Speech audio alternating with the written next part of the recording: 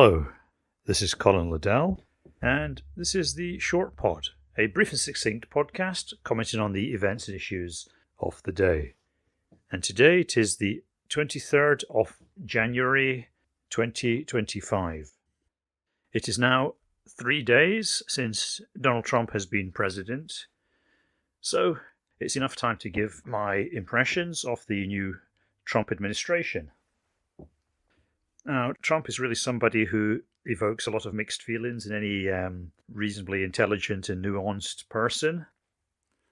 It's impossible to be 100% pro or anti-Trump, I think. If you are 100% pro or anti-Trump, then you're probably a bit mad.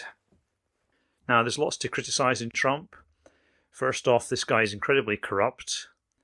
The whole shitcoin thing that he launched on the back of his inauguration is incredibly low class and outright, borderline criminal. The way that he's backtracked on TikTok after having a private discussion with a major investor in TikTok or in ByteDance is also incredibly sleazy. So this guy is, in many senses of the word, a complete piece of shit. But there's also a lot of good mixed in with the bad, it seems. Now, in the first few days, Donald Trump has started implementing what can generally be called kind of common sense policies. This includes attempts to kind of shut down the illegal influx of migrants at the border. I think everybody can see the logic and validity of trying to control a country's borders. He's also trying to get rid of birthright citizenship. This is something that has been abused for centuries now, I would say. He's also trying to roll back the DEI quotas that impact American companies and government departments, and so on and so forth. So there's a lot of good common sense stuff coming out of Donald Trump.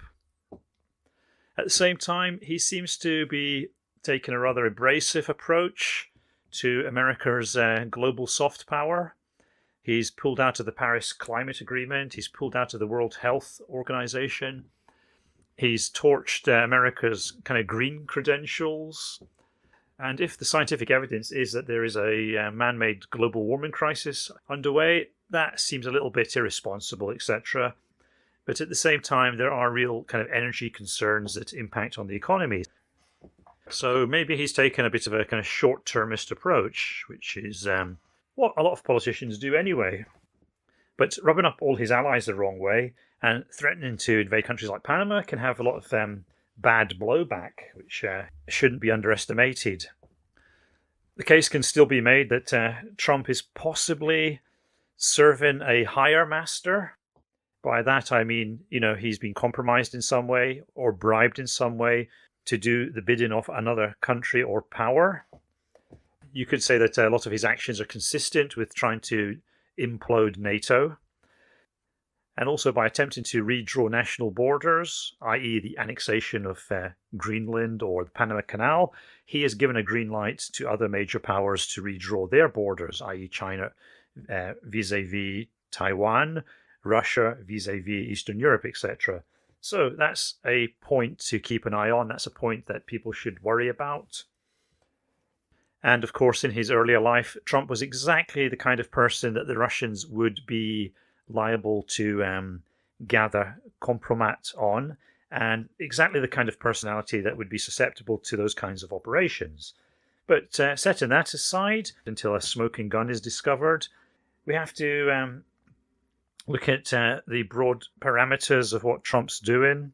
And I think the best way to really characterize it or sum it up is that he's offering America a kind of new social contract. And that social contract is in return for relatively, inverted commas, common sense policies on a lot of issues. The American people are being asked to turn a blind eye to all of his corrupt practices, his profiteering, his sheer grifting, and the immense escalation in corruption and bribery that we are seeing. Of course, I'm not saying Trump is the only corrupt politician in America. American politics is full of corruption. But that's the parameters of the new social contract. Common sense, in return for corruption. Over and out.